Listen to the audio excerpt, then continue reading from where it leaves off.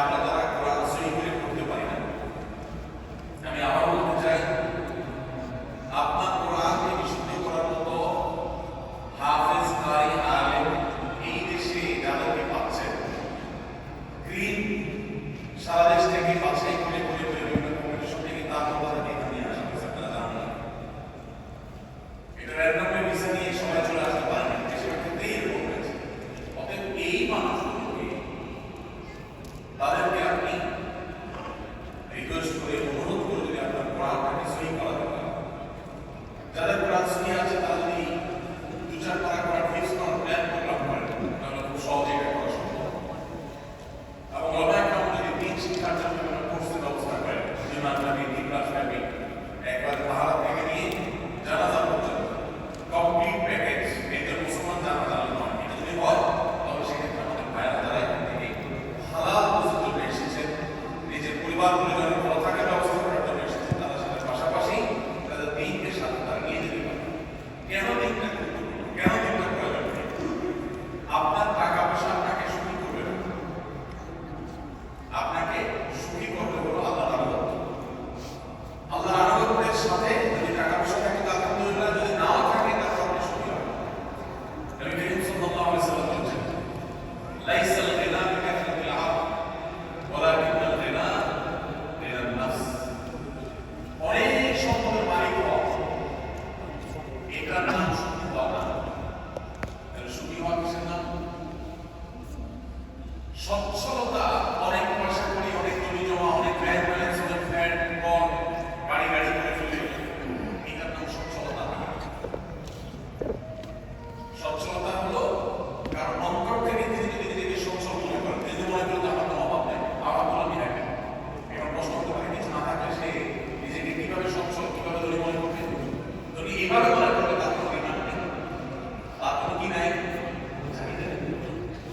যার চাহিদা আছে সে মনে করবে, যার চাহিদা আছে সে কোটি হতে পারে, কিন্তু চাহিদা না আছে সে আসলে ধনী না, কারণ তার আরো চাহিদা আছে সেটা এখন নাই, দরকার আরো আছে, নিড আরো আছে, কিন্তু এখন নাই।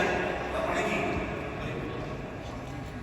এই সংখ্যার আলোকে একজন ঢাকা শহর বাড়ি করতে পারেন 4 তলা বা 6 তলা।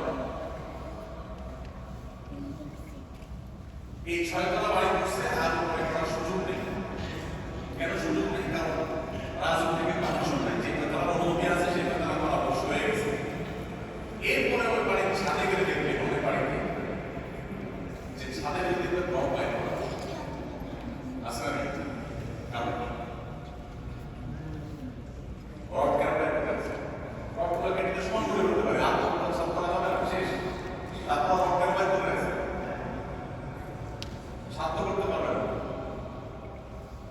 ওটা বাইরে করে রাখছে এই জন্য যে সাত করা থাকে এই রডগুলো জোড়া দিয়ে উঠাইয়া পিলার করে পুরো টিন শেড করে দিলে চলতে পারবে। এখন টাকা নাই, বাড়ি ভাড়া টাকা উঠলে সেটা জমায় এখানে দিলে রুট করার সম্ভব। এই যে টাকা এখন নাই, বাড়ি ভাড়া টাকা উঠলে জোগাড় করে জমায় ফেরা দেখায়া আরো দিলে রুট করতে হবে। এগুলো ধনী না করি চাহিদা আছে, জোগাড় নেই।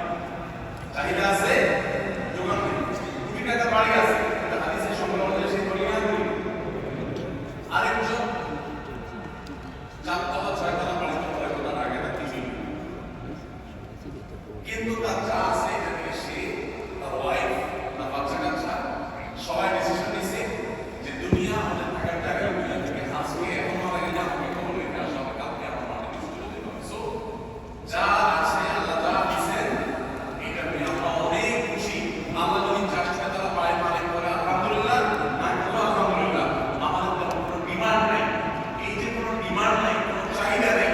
এই লোকটা দেখতে গরিব মনে হলেও প্রকৃত অর্থে লোকটা কোনো সুখী এবং ধনী, এই লোকটা অভাবী না। আমরা সুখ চাই নাকি ধন চাই? বুঝে বলতেছেন না? সুখ চান না ধন চান? সম্পদ না সুখ? সুখ।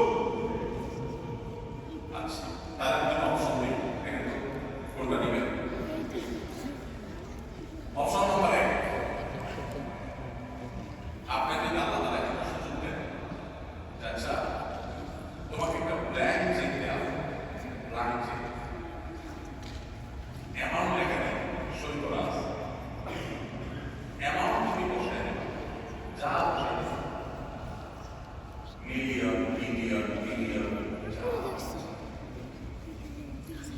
400 কোটি টাকা নিয়ে এটা তুমি যে টাকা দিবে বাড়ি গাড়ি ব্যবসা বাণিজ্য ব্যাংক ব্যাংক সব তুমি চাইলে অবসরটা নিতে পারো, কিন্তু সুদ পাওয়া কিনা গ্যারান্টি এটা একটা অপশন। অপশন নম্বর 2, তোমাকে একটা ফুলের ঘর দেওয়া হবে। বুঝলেন তো? ফুলের ঘর, একটা ছনের ঘর দেওয়া হবে। বৃষ্টি বেশি জোরে হলে যত করে পানি পড়বে, জোরে নষ্ট হলে বাতাস ঠান্ডা বাতাস কোন রকম কাছাকাছি থাকতে বাতাস আর উপার্জনের জন্য একটা টঙের চায়ের দোকান অথবা এরকম একটা রিক্সা বা হালকা কথা কিছু থাকতে পারে। কিন্তু সুদের গ্যারান্টি আছে। এই দুইটা অপশন দিলে কোনটা নেবেন? প্রথমটা না দ্বিতীয়টা?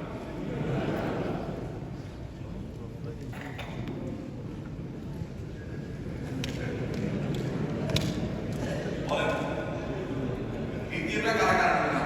পড়ে গেল আমার ঘরে চলতেছে মঞ্জুর হয়ে গেলে কিন্তু খবর আছে আন্দোলন কাতারে দোষ থেকে এগুলো মনে পাই আপনারা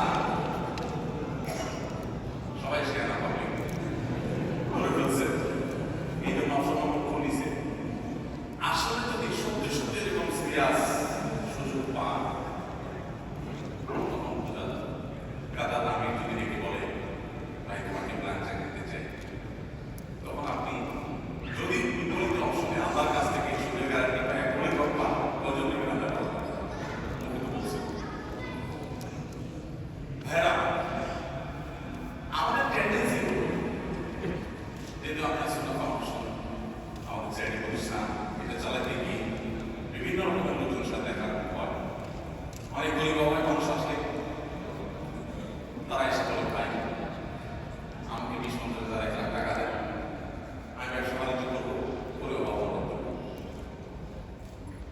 আমরা যদি বলি ভাই এভাবে দিব সন্তান নেই এবার দিব মানুষকে দেওয়া কাকে দিব কাকে তা আপনি আমাদের ট্রেনিং সেন্টারে ভর্তি হন, ট্রেনিং নেওয়ার পরে ইনশাআল্লাহ আল্লাহ চাইলে ব্যবস্থা করবো, আল্লাহ চাইলে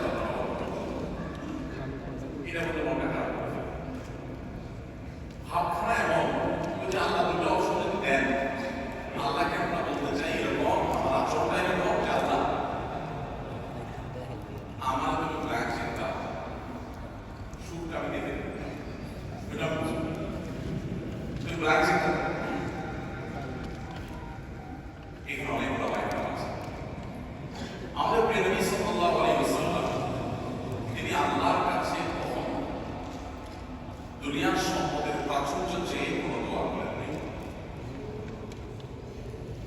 নবী সাল্লাল্লাহু আলাইহি ওয়াসাল্লামের দোয়ার যে বিশাল ভান্ডার আছে, ইমাম নববী রাহিমাহুল্লাহ আল-আযকার, কানজুল উম্মাহ, বড় বড় যে কিতাবগুলো আছে দোয়ার কিতাবগুলোতে খুলে দেখা যায় ঘুম থেকে উঠে থেকে আবার ঘুমোতে আসা পর্যন্ত প্রত্যেকটা পদে পদে নবী দোয়া করেছেন। ঘুম থেকে উঠে শুধু আছে, এরপর ঘুম থেকে উঠে আপনি যখন ওয়াশরুমে যাচ্ছেন দোয়া আছে, আবার ওয়াশরুমে বেরিয়েছেন আবার দোয়া, মসজিদে যাচ্ছেন ফজরের নামাজের জন্য যাচ্ছেন যে তখন আবার দোয়া, আর নামাজটা পড়েই তো দোয়া, নামাজের পরে আবার দোয়া, সকাল সন্ধ্যার আবার দোয়া, এরপরে মসজিদে বের হচ্ছেন আবার দোয়া করতেছেন, দোয়া বাসা থেকে যাচ্ছেন বাসায় ঢুকলেন দোয়া, বাসা থেকে বের হলেন আবার দোয়া, আপনি কর্মস্থলে গেলেন বাজারে গেলেন সেখানে বাজার ঢুকেন আবার দোয়া, এর মধ্যে তো আরো আছে আসলে তখন দোয়া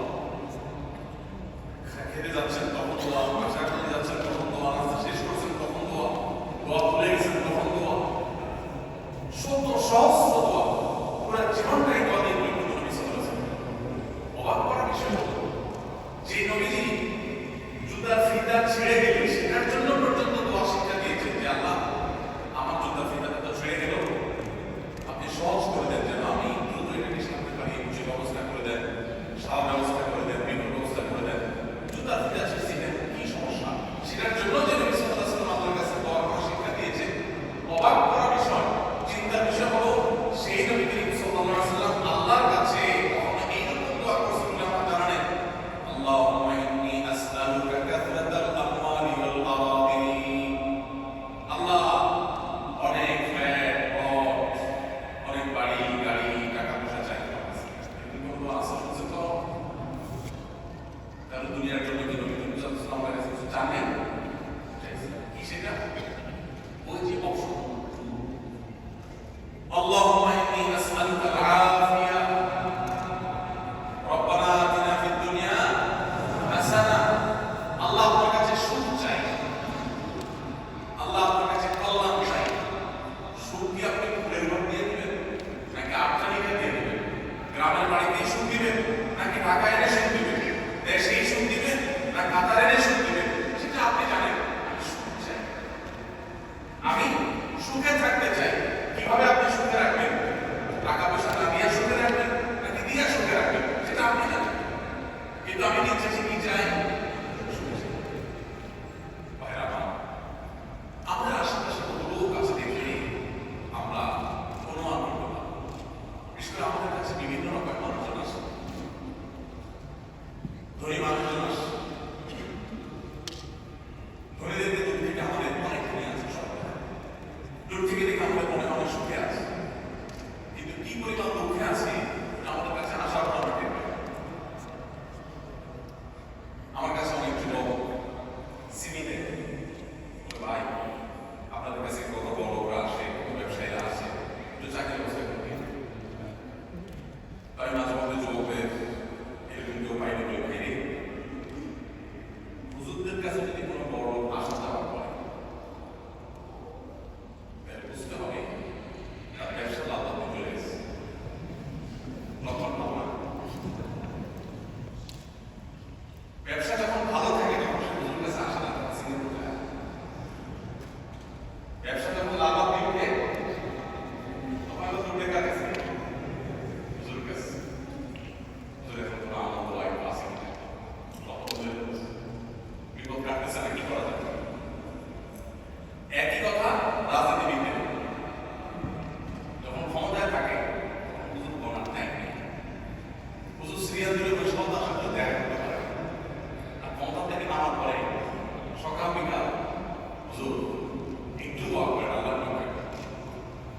তখন হুজুর কাছে দোয়া ছাড়া কিছু নাই শুধু দিনটা পরিবর্তন হতে বাকি এরপর হুজুরে চেনার সুযোগ তো আমি আমাদের কাছে ব্যবসায়ীরা বেশিরভাগ ক্ষেত্রে আসে হলো ঠেকা করলে বিপদে পড়লে রাস্তায় নামার দশা হলে তখন তোমার চাকরি দিয়ে দিবে কিন্তু নিজেদের কাজ প্রিয় ভাইরা এই কথাগুলো এই জন্য বললাম অনেকে আছেন 10 বছর 15 বছর এখানে জীবন পাশ করতেছে কোরআনটা সহি করতে পারেন না দিনটা শিখতে পারেন না তো আগে এত সময় আপনার হাতে আছে হাজার হাজার ঘন্টা ইউটিউবে দিয়ে দিচ্ছে টেলিভিশনকে দিয়ে দিচ্ছে কিন্তু দিনটা শুরু এখান থেকে পান নাই সেটা নিজে দিনদারিতা অর্জন করতে পারেন নাই ফ্যামিলিকে দিনদারিতা দিতে পারেন নাই কিন্তু আপনি টাকা কামাইতে পেছনে পাগল বসেছেন আল্লাহ শপথ করে বলতে পারি আপনি যদি আল্লাহর গোলামের আনুগত্য পরিপূর্ণভাবে না করেন অনুভব ফিসিলমে কাফার করে আমল না করেন পরিপূর্ণভাবে ইসলামের প্রবেশের চেষ্টা না করেন তো আপনার এই টাকা পয়সা কামাই আপনাকে দুনিয়াতে কখনো সুখী করতে পারে না কিন্তু দুনিয়াটা এমন একটা জিনিস এটা হাসিল না হলে